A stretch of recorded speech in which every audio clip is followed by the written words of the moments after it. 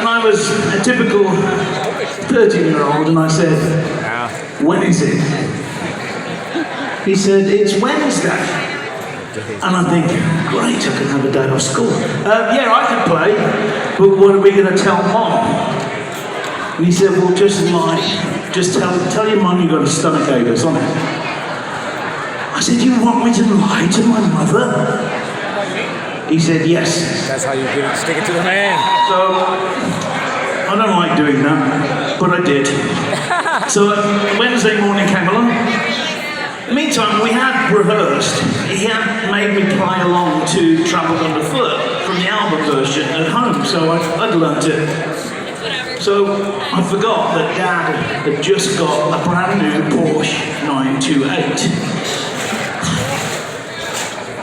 So I went, okay, this will be interesting. And it was a very subtle colour. It blended in. It was bright red. So there was about a 2-hour drive, and I'm thinking, we're going to have a bonding moment. We can listen to music together. So we got there in about an hour and 15 minutes. And one speeding ticket. You see, when he got pulled over in England, they don't give a shit.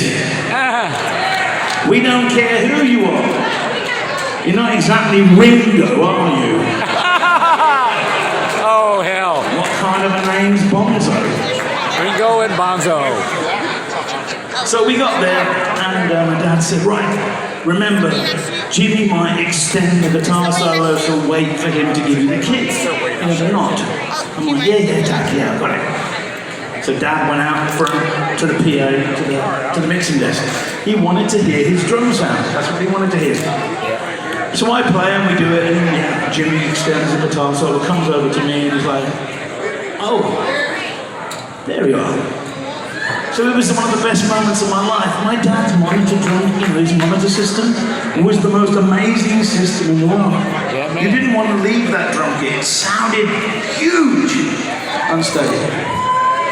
But I didn't know this. At the time, there was a journalist out in this empty field that went up to my father and said, who's playing drums, John?